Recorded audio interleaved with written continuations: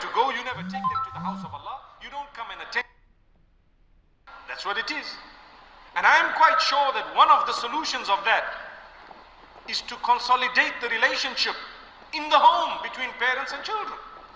You don't need to keep an eye and spy on your kids, but you need to have such a brilliant relationship that there won't be the need to spy, because they will confide in you, they will get their knowledge from you, they will get guidance from you. They see you going to the masjid, they see who you connect with, they want to connect with similar people because they see the positive impact it has had in your life.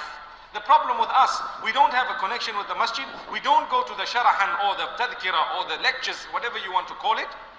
We don't attend.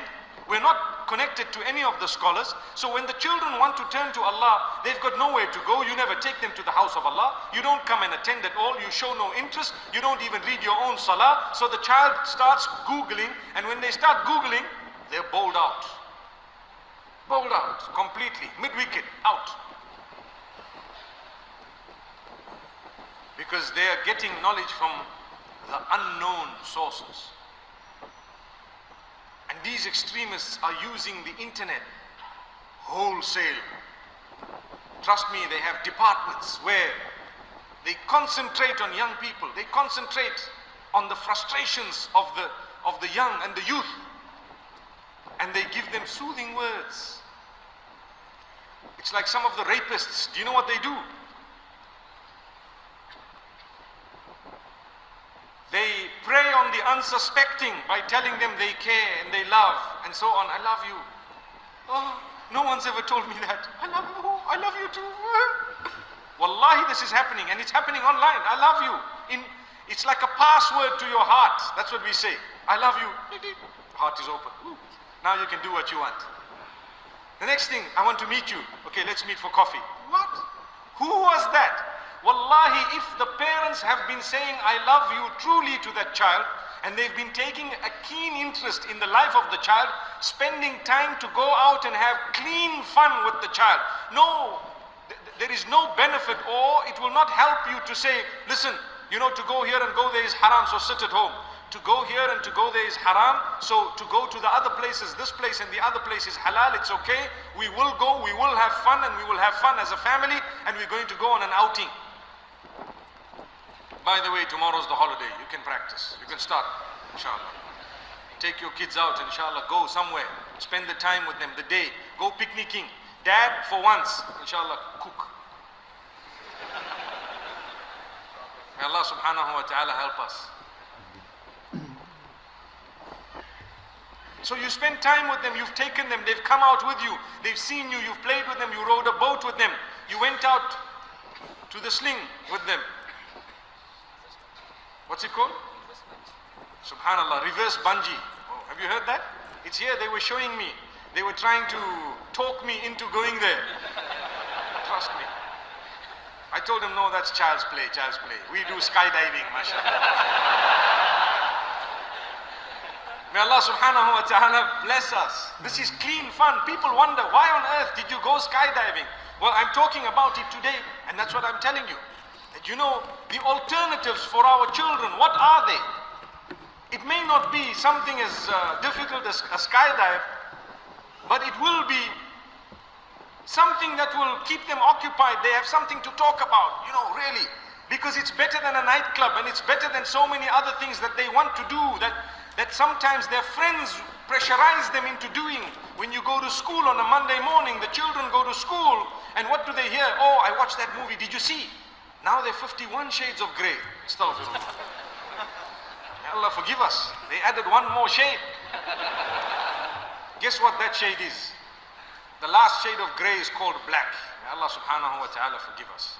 It darkens you, darkens your heart completely. Chases away the nur. Chases away everything. So if you're not going to, in fact, when they hear these things, they start thinking, what's this all about? When they come home, you know nothing about it because you're living in the 60s, Dad.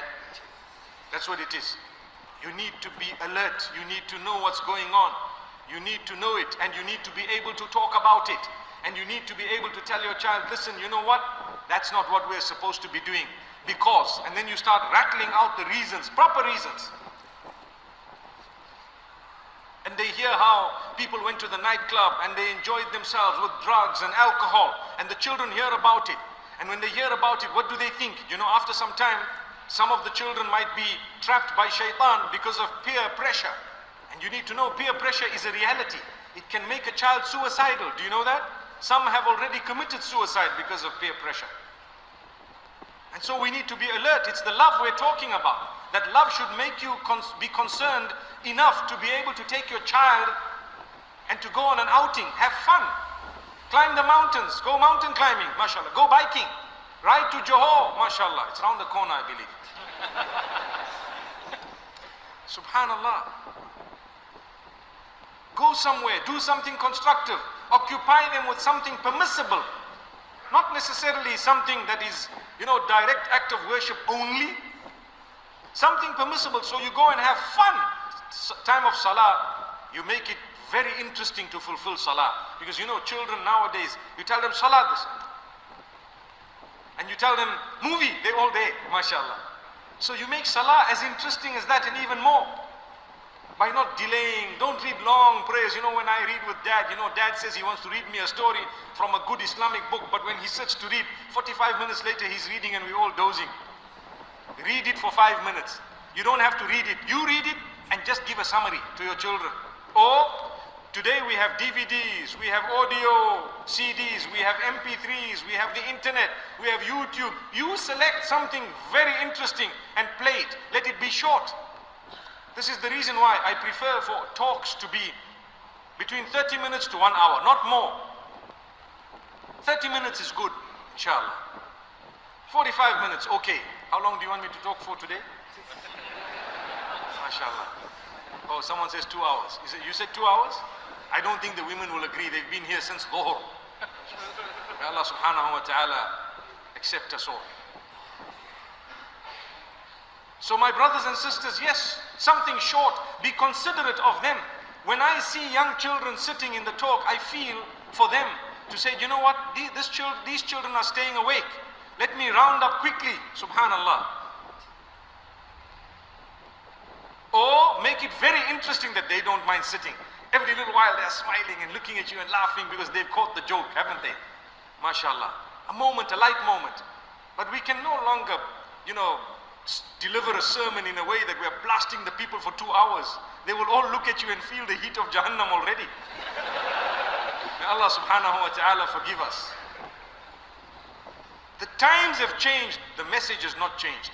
So the method of delivery will need to change, but the content will not change. I will still call you towards salah, but we give you beautiful examples. Still call you towards wearing your hijab, but we give you beautiful examples. Why? It's the love, it's the care. We care for you. We understand the environment. We have to understand the environment. When you love your sisters, for example, for the sake of Allah, and the brothers, you need to understand they're living in a situation that makes it difficult for them to abide by Islamic rulings. They need a lot of courage. They need a lot of good words. They need people who will encourage them in a sweet, beautiful way. And they need a pat on the back. They need to be able to be acknowledged the fact that they are trying.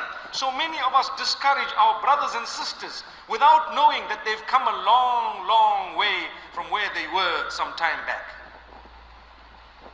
For you to be seated here in the house of Allah, it is my duty to acknowledge that you are a guest of Allah. That's the first thing. And you have come here to listen to a good speech. You did not come here to listen to politics. You did not come here for me to be name calling the rest of the Muslim Ummah. This guy is that guy is a deviant, and this guy is like this. No, that's not what you are here for. You want to hear something uplifting, something that you can go back home, apply it in your lives, and feel like a good Muslim. Am I right? Well, that's why I am here. I also want to feel like a good Muslim, and I want to feel a part of your family. That's the fact.